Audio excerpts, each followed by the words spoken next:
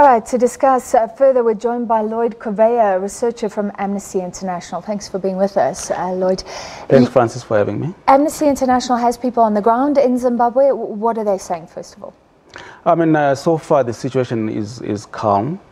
We know what has been already broadcast on TV, that the military has taken over the National Broadcasting Authority, and some key points in the country, like the State House is surrounded, Parliament is surrounded.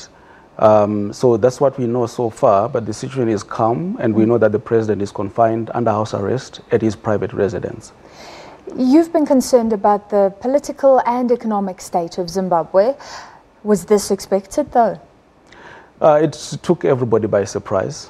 Nobody ever thought that would have some kind of a coup in Zimbabwe. Yes, we know Lesotho happened, but for Southern Africa, generally speaking, we haven't had these incidences of coup. Yes. You spoke about Pastor Mawarire, his arrest, and we had a government who didn't seem to respect freedom of speech, association, movement at times, but a military intervention not likely to be any better. We hope that, from what they have been saying, they are going to be, to do better than the previous regime. And that is primarily the concern of Amnesty International, that the military officials will respect human rights, in particular freedom of expression, freedom of assembly and association, as well as the right to liberty, because already we hear that there are some government ministers who have already been arrested.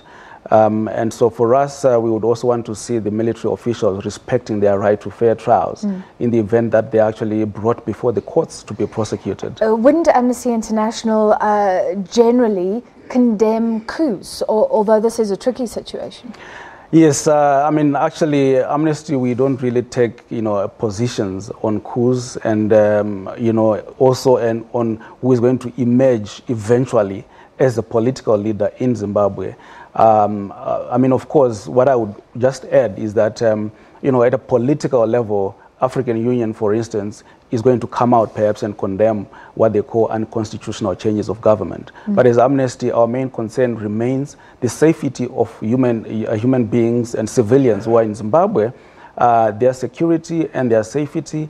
That is what is our main concern will be, and that there will be no casualties, and even when use of force is used, normally civilians are at risk, they are vulnerable. So we just hope, and we would want to see the military officials respecting the rights of all people who are in Zimbabwe right now. You released a report earlier this year talking about, I think, more than 4 million Zimbabweans facing food insecurity.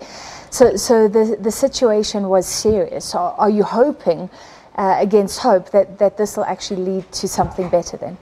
We are hoping that there's going to be an improvement. I mean, we are aware, of course, that the Zimbabwean government also embarked on what they called command agriculture, where there was an improvement in the food security situation.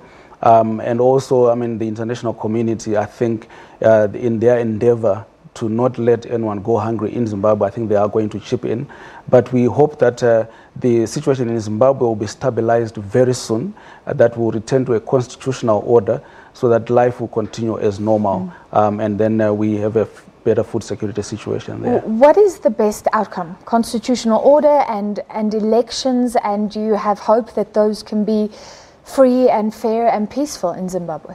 We hope that the African Union in particular, as well as SADC, will really take leadership and supervise these elections in Zimbabwe.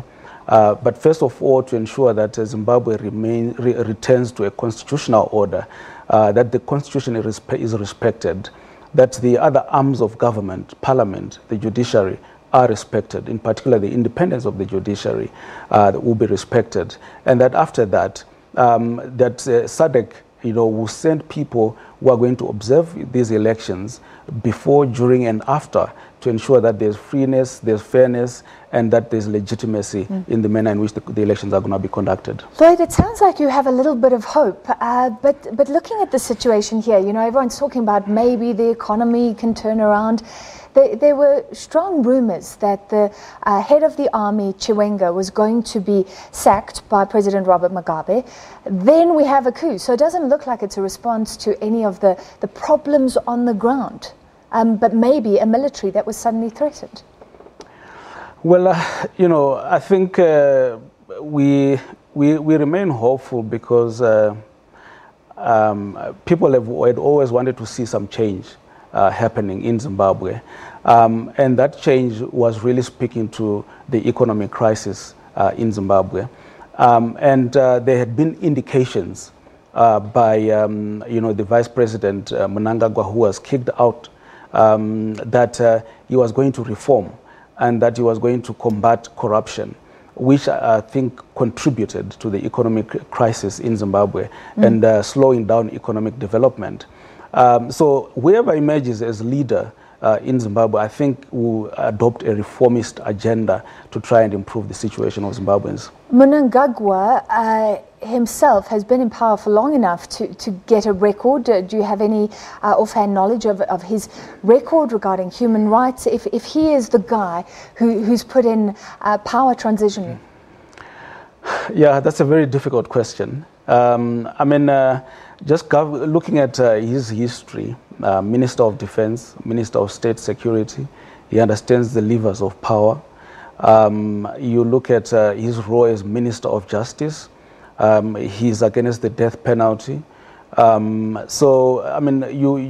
is someone who understands business and is more likely to open the country to more foreign direct investment. We do not know much in terms of his credentials, but certainly if perhaps he is given a chance, he might be able to prove everybody wrong. We underestimated the military, especially Chiwenga, in terms of what he was capable of doing, and then everybody was surprised by what happened eventually.